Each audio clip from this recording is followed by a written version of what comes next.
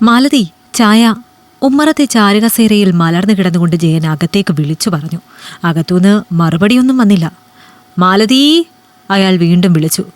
കിടന്നമറണ്ട, ഇതാ ചായ. ഇപ്പോൾ എത്രാമത്തെ തവണയാണെന്ന് അറിയോ? ചോദിക്കുമ്പോൾ ഇട്ടുതരാൻ ഇത് ഹോട്ടലൊന്നും അല്ല. അല്ലെങ്കിൽ തന്നെ ഇവിടുത്തെ പണിയെടുത്ത് മനുഷ്യൻ്റെ നടു ഒടിഞ്ഞിരിക്കുക. അവൾ ദേഷ്യത്തിൽ പിറുപിറുത്തുകൊണ്ട് അടുക്കളയിലേക്ക് പോയി. അവർക്ക് പിന്നാലെ അയാളും അകത്തേക്ക് പോയി. നിനക്ക് എന്ത് മലമറിക്കുന്ന പണിയാണ് ഇവിടെ ഉള്ളത്?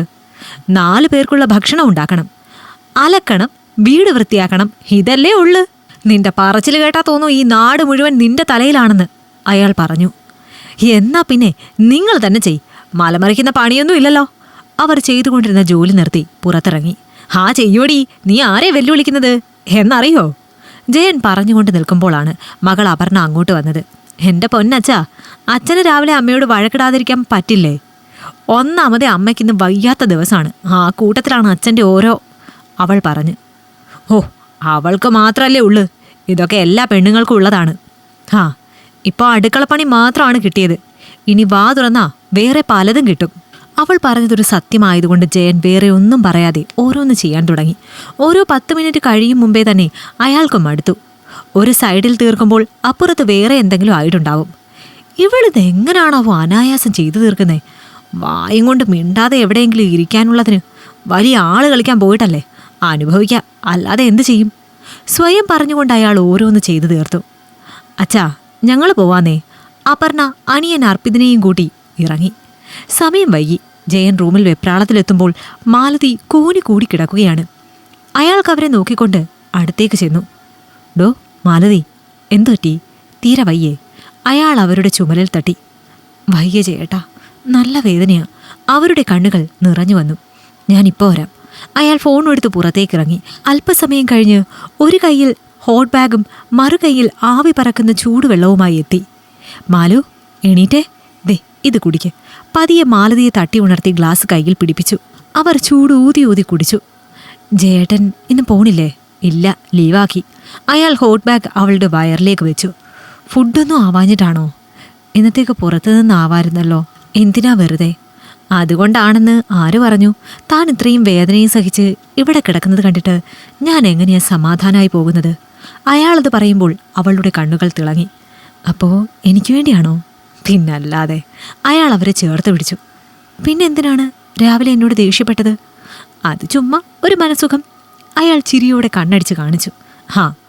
അതുകൊണ്ട് കുറച്ചു നേരം അടുക്കളയിൽ നിന്ന് ഞാൻ രക്ഷപ്പെട്ടു. അവരും ചിരിച്ചു. കുറച്ചു സമയം രണ്ടുപേരും അങ്ങനെ തന്നെ ഇരുന്നു. മതി, ഞാൻ പോയി എന്തെങ്കിലും ഉണ്ടാക്കട്ടെ. ജോലിയെല്ലാം പാതി വഴിയിൽ കിടക്കാണ്. അയാളുടെ കരവലയത്തിൽ നിന്ന് എണീറ്റുകൊണ്ട് അവർ പറഞ്ഞു. താൻ ഇന്നിവിടെ കിടക്ക്, ഞാൻ ചെയ്തോളാം എല്ലാം. മാലതി ജയനെ അത്ഭുതത്തോടെ നോക്കി. എന്താ ഇങ്ങനെ നോക്കണേ? താൻ പ്രഗ്നൻ്റ് ആയിരുന്ന സമയത്തൊക്കെ ഞാനല്ലേ എല്ലാം ചെയ്തത്, അത്രേ ഉള്ളൂ. അയാൾ കണ്ണു ചിമ്മി പുറത്തേക്കിറങ്ങി. കുറച്ചു സമയം കഴിഞ്ഞപ്പോൾ അടുക്കളയിലെ തട്ടും മുട്ടും കേട്ട് മാലതി അങ്ങോട്ട് നടന്നു. അടുക്കളയിൽ പാചകവും വൃത്തിയാക്കലും എല്ലാം തകൃതിയായി നടക്കുന്നു. മാലതിക്ക് ഓരോന്നും കണ്ട് അത്ഭുതമായി തോന്നി. രാവിലെ കൂടെ തന്നെ താഴ്ത്തിക്കെട്ടി സംസാരിച്ചിരുന്ന ആളാ. നീ അവിടെ എവിടെയെങ്കിലും ഒന്ന് ചെന്നിരിക്കെ. അവർ ഓരത്തായിരുന്നു. ജയൻ ഓരോന്ന് പറഞ്ഞുകൊണ്ടാണ് ജോലികൾ ചെയ്യുന്നത്.